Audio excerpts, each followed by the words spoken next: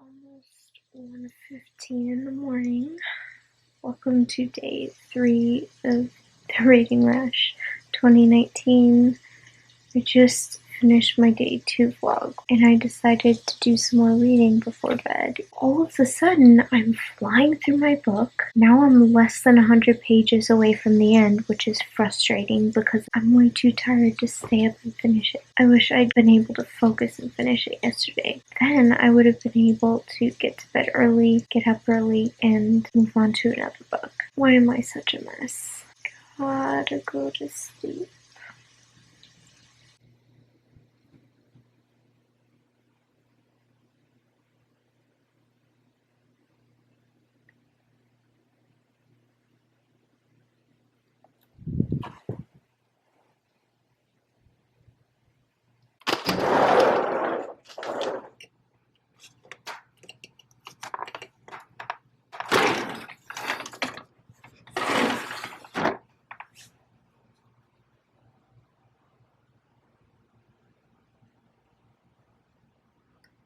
So I'm sitting outside reading a new book,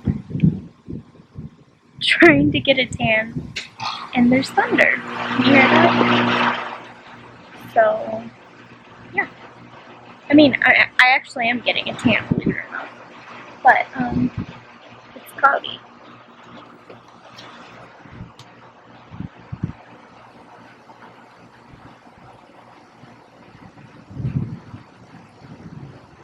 I don't know if I should keep reading out here or just move to the porch.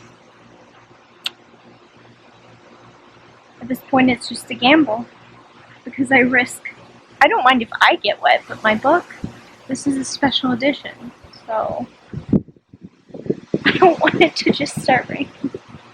I don't know, look how windy it's getting. Welcome to today's challenge video. So I have been struggling with a name for this particular challenge, but let's just call it Bookish Food Challenge.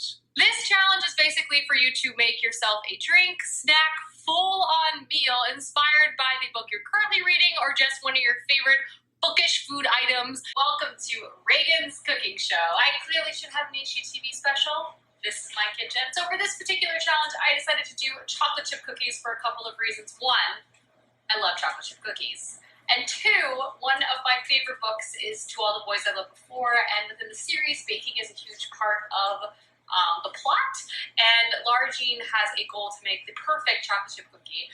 While I don't have Laura Jean's recipes, I am going to do my darndest to make some tasty cookies to enjoy whilst I read later tonight. So that is what I'm going to make. Recipes a la Trader Joe's chocolate chip cookie bag.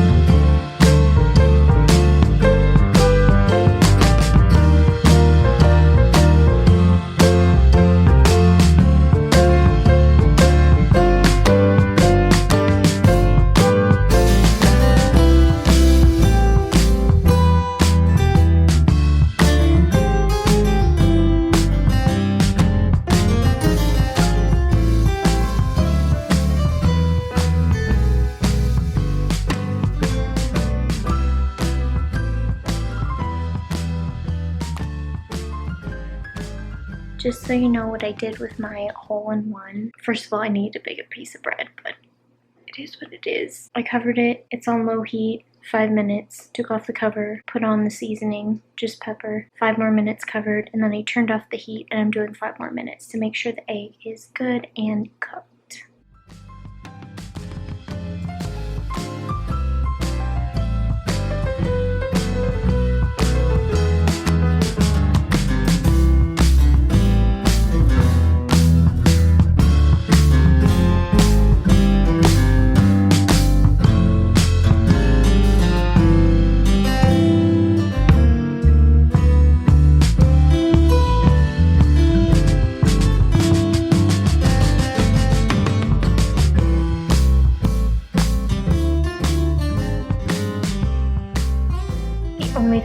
would have done differently is start the heat on low instead of medium because it was too hot, and even though the top of it looked great and the egg was cooked perfectly, the back of it was actually pitch black. Like, it was burnt. Still tasted good, but it was burnt. So start off the heat on low and keep it there. Butter both sides of the bread. Cut out your hole and cook it right alongside your other piece of bread. And then once the heat hits the bread and starts frying it, crack in the egg, cover it for 5 minutes, season it if you want to. I just did some pepper. Cover it, cook for 5 more minutes, turn off the heat, 5 more minutes, and it should be perfect. I'm going to continue on with my Agatha Christie book. I'm pretty confident I can finish this one. I'm already 100 pages in and it's only 242 pages, so let's see if I can finish 2 books today. Once again, coming to you looking super glamorous. I wanted to give you a final update because it is now past midnight, so day 3 is officially done. I did finish The Complete Tales of Winnie the Pooh. This was my first book for the reading rush, which is honestly kind of sad. It's already day 3, but this is supposed to be fun, so we're just taking it in stride. It's all good. This completed the prompt, reading a book with a non-human main character, that character being Winnie the Pooh, who is a stuffed bear. I also was brave enough to venture outside for a tan and started 450 from Paddington by Agatha Christie. Sadly, I once again struggled, got distracted, did not finish this before midnight. But while I was in the bath, I made it to page 205, and it has 242 pages. What is that?